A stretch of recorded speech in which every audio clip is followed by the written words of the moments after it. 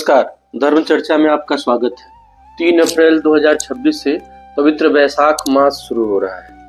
वैशाख मास भगवान विष्णु को अत्यंत प्रिय है, भगवान कृष्ण को अत्यंत प्रिय है। यह इतना प्रिय है, इसका अंदाजा आप इस बात से लगा सकते हैं कि इस मास को भगवान ने अपना नाम दे दिया है। वैशाख मास को माधव मास कहते हैं। जिस प्रकार कार्तिक स्नान अत्यंत पुण्यदायी फलदायी बताया गया है, उसी प्रकार पुराणों में माधव मास में प्रातः काल के स्नान, दान, जप, हवन और सदाचार के साथ रहने को, अपने इंद्रियों पे निग्रह करके ब्रह्मचर्य के साथ रहने को अत्यंत ही लाभप्रद और पुण्यदायी माना गया है।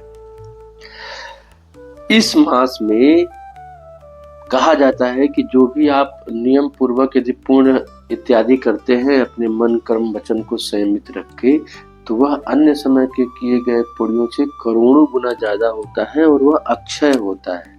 कहा जाता है कि यदि आप पूरे महीने नहीं कर पाए नियम, तो एकादशी से लेके पूर्णमासी तक जो 5 दिन होता है, यदि उस 5 दिन इसके नियम पूर्वक इस मास में आप पालन कर लें, तो वह पूरे महीने के बराबर फल देता है। अब इसमें कहा जाता है कि आप प्रातः काल उठिए, सूर्योदय से पहले किसी नदी, सरोवर, तालाब या जल स्रोत के पास जाइए और स्नान करने के पहले एक श्लोक बताया गया है पद्म पुराण में, यथा ते माधवो मासो वल्लभो मधुसूदन प्रातः स्नान में तस्मिन फलदः पापहा भव। कहा गया है कि इस श्लोक का पाठ करें। इसका अर्थ है कि मधुसूदन मास आपको विशेष प्रिय है, इसलिए प्रातः स्नान करने से मुझे जो भी शास्त्रोक्त फल हो, हे भगवान मुझे दे।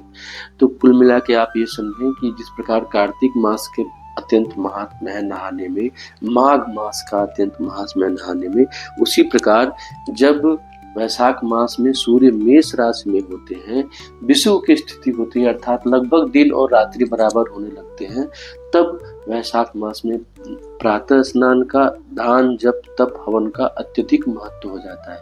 तो आप प्रयास करें, पूरे महीने में ब्रह्म मुहूर्त में स्नान करें, भगवान का ध्यान इत्यादि पूजन करें और पाप प्रशमन स्तोत्र है उसका पाठ करें। पाप प्रशमन स्तोत्र का पाठ करें, अत्यंत पुण्यदायी होगा, फलदायी होगा। धन्यवाद।